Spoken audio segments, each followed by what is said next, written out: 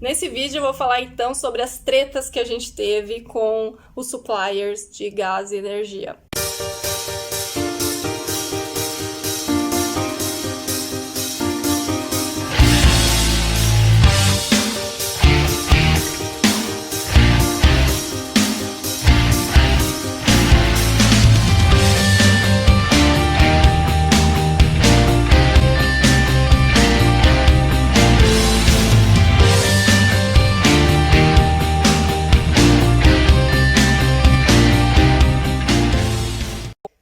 Bom dia, boa tarde, boa noite, gente. Estou aqui novamente, continuação do vídeo sobre conta de gás e energia, parte 2, conforme prometido.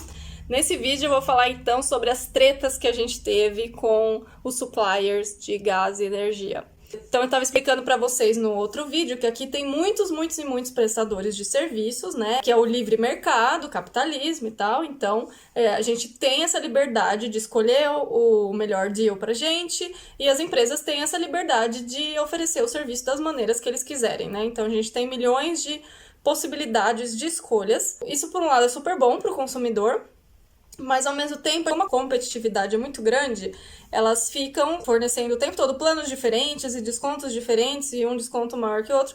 Talvez elas tenham que fornecer um valor muito baixo para ganhar clientes, né? Só que tem tantas que às vezes elas não conseguem ter clientes suficientes e eu acho que elas acabam quebrando. É interessante que o Wesley no vídeo, que vocês podem ver aí em algum lugar, faz site comparativo, né, pra ver as empresas e começou lá a dar os resultados, né, dos deals pra gente. Sempre que a gente faz isso, sempre aparece alguma empresa que a gente nunca ouviu falar, né? Então a gente percebe que realmente sempre tem oportunidade para novas empresas nesse ramo. Mas, ao mesmo tempo, a gente percebe o que eu comentei no vídeo, que os últimos 2 suppliers que a gente pegou, eles quebraram no meio, ou, né, por algum motivo, venderam a empresa para outra companhia, e a gente teve que mudar de supplier no meio do caminho. Então, outra treta que aconteceu com a gente, que eu mencionei no outro vídeo, mas eu não mencionei a história inteira.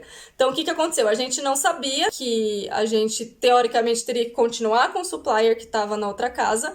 Então, conforme eu indiquei no outro vídeo, é ideal que vocês, quando vão mudar de casa, sempre veja essa transição da luz e gás com bastante antecedência para quando você chegar na sua casa já começar, né? Geralmente, acho que umas 2 semanas de antecedência você tem que fazer para poder fazer essa transição, para você não ter que pagar nada, porque digamos assim, se você fica um dia lá na casa com essa transição, você ainda meio que vai continuar devendo pro supplier anterior, né? Então, sempre tenta ver com antecedência, pelo menos de 2 semanas, para não ter dor de cabeça e começar direitinho o seu plano no dia que você mudou. Essa é uma super dica. Caso isso não seja possível, caso você mudou e depois começou a ver isso, não tente pegar um better deal sem saber quem é o seu supplier anterior, né? Então, é isso que aconteceu com a gente. Quando a gente mudou, a imobiliária indicou pra gente um site. Tipo assim, ela falou, não, você entra nesse site, eles vão te indicar o better deal, daí eles vão fazer isso por vocês não precisam fazer nada. Eles vão fazer o better deal, eles vão inscrever vocês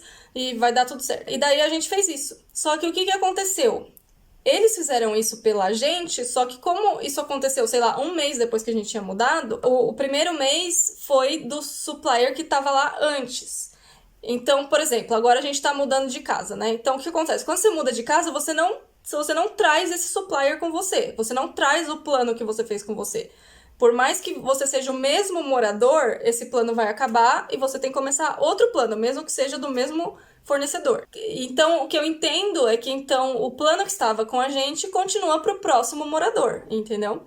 E foi provavelmente isso que aconteceu quando a gente estava naquele outro flat lá perto de Londres. Então, o que aconteceu? A gente teve que pagar o consumo, isso lógico, a gente gostaria de pagar mesmo que a gente consumiu, mas eles estavam cobrando a gente uma taxa de 30 libras pelo cancelamento, por não continuar com eles. E a gente não quis pagar isso de jeito nenhum, porque a gente falou, eu não cancelei nada, eu nunca fiz contrato com vocês, como é que eu vou pagar a taxa do cancelamento de um negócio que eu nunca contratei, né?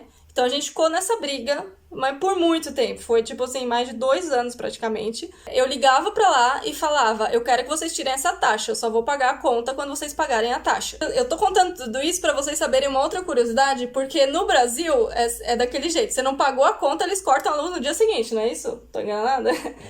Então aqui, só para vocês entenderem, isso não acontece aqui. Primeiro porque, é lógico, você já vai estar com outro fornecedor, quem vai estar te dando energia não vai ser nem mais aquele, vai ser outro. Então, né, como que o outro vai cortar se você tá pagando a conta do outro, né? Isso por um motivo. E por outro motivo, porque eles simplesmente não cortam. Vários momentos eu tava com medo, assim, de tipo, sei lá, a gente ir pra corte porque não pagou. Porque daí eles começavam a mandar várias cartas, tipo assim, você não pagou, então agora vai ter uma multa, então agora não é 30, é 60.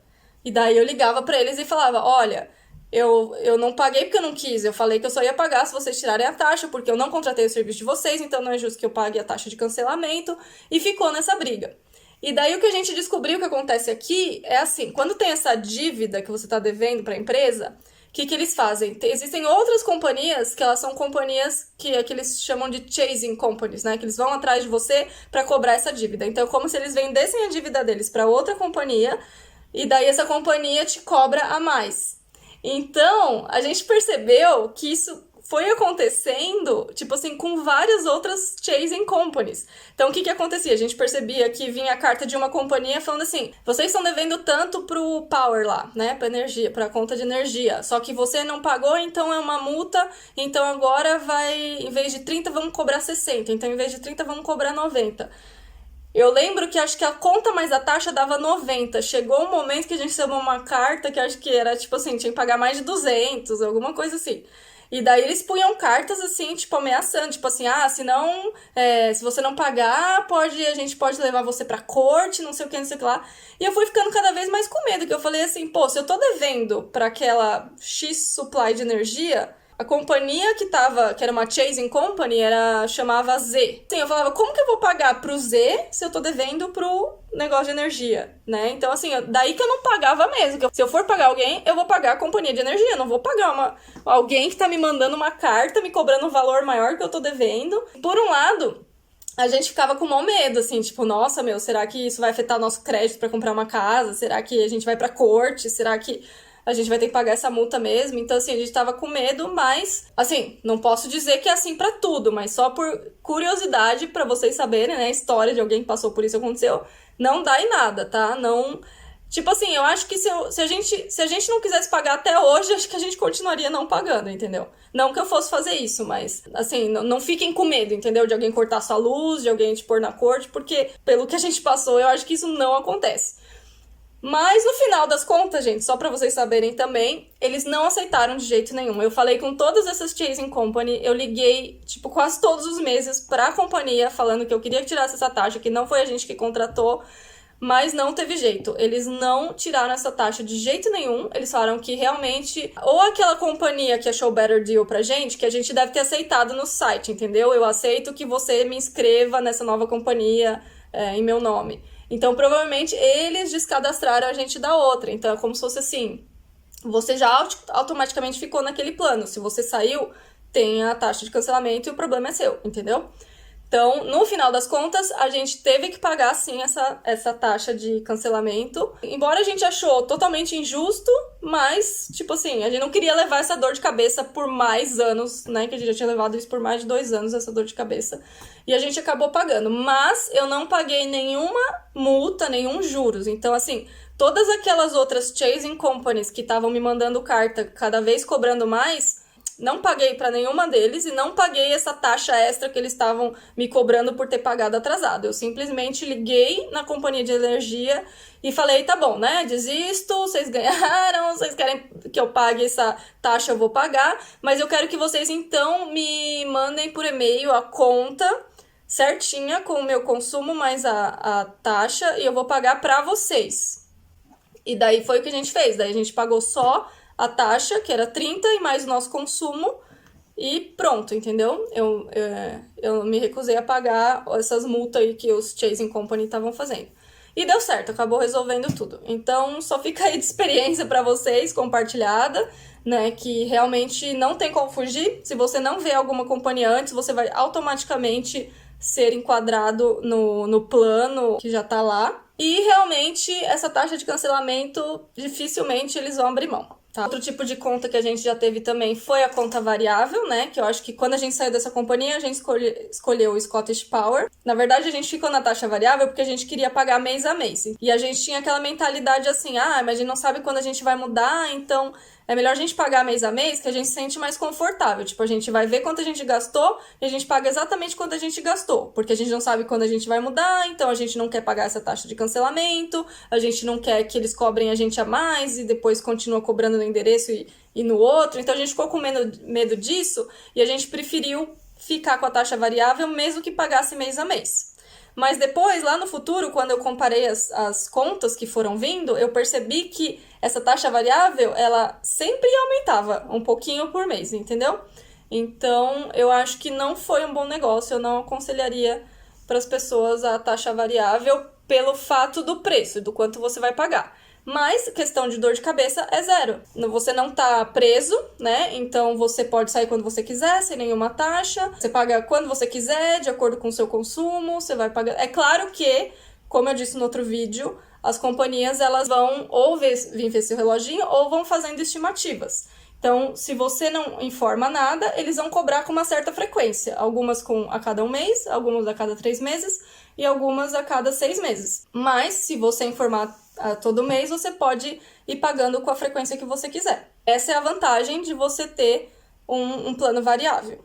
Mas você vai ter um custo maior com isso também. Mas mesmo que você decida pelo plano fixo dos 12 meses, débito direto, com aquele valor fixo mensal, e você acha que aquilo vai ser certinho e não vai dar dor de cabeça, daí entra a última dor de cabeça que a gente teve agora, né, para mudar. Isso acontece bastante. Eu deduzo que é bastante porque, assim, aconteceu o ano passado e aconteceu esse ano também com outro supplier diferente. Então, a gente acredita que isso acontece bastante. Pelo fato de ter muitos suppliers, eu acho que um vai perdendo mercado pro outro. E daí o que acontece? Um começa a comprar o outro, porque não vingou, né? Não teve cliente suficiente, daí vende pro outro e assim por diante. Então, o que aconteceu? Os 2 consecutivos últimos que a gente teve foi a E.ON. Ela começou um plano, a gente fechou um plano de 12 meses. Na metade desse plano, eles mudaram para outro. É do E.ON também, mas é uma outra empresa da mesma empresa. Então, antes era a E.ON Direct. Subsidiária. Tipo isso. Então, a gente pegou a E.ON Direct e depois mudou para E.ON não sei o quê. Eles mudaram, a gente não. Eles mudaram sem avisar a gente. A gente estava sempre informando mês a mês. Daí teve uns meses aí que eu fiquei uns 3 meses sem informar. Esqueci o reloginho. Daí quando eles mudaram no meio do nosso contrato, eles fizeram ou uma estimativa, que eu não sei de onde eles tiraram, que foi totalmente errônea essa estimativa, ou provavelmente o cara veio ver o reloginho e viu o reloginho do vizinho, porque assim, o número não teve nada a ver. Então o que aconteceu? A gente pagou 42 por mês durante 7 meses. E daí, do nada, começou a cobrar 67 por mês. Foi aí que a gente percebeu que alguma coisa tinha dado errado. A princípio, eu tinha pensado assim, eles começaram a cobrar de acordo com os reloginhos que eu for informando, né? Porque como eu expliquei pra vocês no outro vídeo, quando é feito um valor fixo mensal, é baseado no consumo estimado que você informou lá no começo. Só que se ao longo dos meses você vai informando os reloginhos, eles forem vendo que o seu consumo está ou aumentando ou diminuindo, eles vão ajustar esse valor mensal de acordo com o seu consumo. Então, eu pensei que foi isso que tinha acontecido. Eu falei, então eu consumi mais e fui deixando. Só que quando eu fui informar o próximo reloginho, eu percebi que o que eu estava informando estava muito menos do que o que eles já tinham informado. Depois que acabou esse nosso contrato de 12 meses, a gente foi mudar para outro supplier. Quando você muda para um outro supplier, quem informa o último número é o supplier anterior. E eles informaram para o nosso supplier novo o número errado. Então, o relógio de hoje está com o número mais baixo do que o número que a gente estava no início de contrato. Então, toda vez que eu tento informar para eles para atualizar a minha conta, eles não aceitam. E eu tenho que ligar e informar. Eu tô tendo que mandar foto pra comprovar o reloginho. Eles estão aí meio que que eles chamam de dispute. Seria muito mais fácil alguém vir aqui e conferir, mas pelo visto essas empresas, elas não mandam alguém aqui pra conferir. Elas usam dados ou que eu mandei ou pela estimativa deles. Então o rolo que deu e que eu falei que era muito comum aqui foi, na empresa anterior, no meio do contrato, mudou de uma empresa pra outra. Daí, essa que a gente tá agora também tá sendo vendida para outra. Então, a que a gente tava agora era a iSupply e ela tá virando, acho que a EDF comprou ela. Então, a gente ainda vai continuar com o mesmo contrato, mas vai mandar para a EDF. E olha só, ainda uns dias quebrados, tá até anotado aqui, ó. Eles falaram assim, a sua eletricidade vai ser da EDF a partir do dia 26 de abril e o seu gás vai ser da EDF a partir do dia 6 de maio. Tipo assim, não faz o menor sentido. Daí a conta tá tudo diferente, né? Tá tudo quebrado as contas. Então, a última treta foi essa, porque agora a gente tá tendo uma super dor de cabeça, porque esse dado errado foi passado para o próximo supplier que a gente pegou depois que terminou esse plano. Então, com o próximo supplier, começou já esse valor errado. Daí, eu informei eles que o valor estava errado. Daí, eles tiveram que abrir um processo contra outra empresa para eles resolverem isso, porque a outra empresa tem que resolver isso para passar para eles. Só que ao mesmo tempo eu acho que como eu mandei um e-mail com as fotos provando isso, eles deixaram meio que de stand-by, talvez, a minha conta. E eu percebi que também, durante uns meses, eles não estão me cobrando.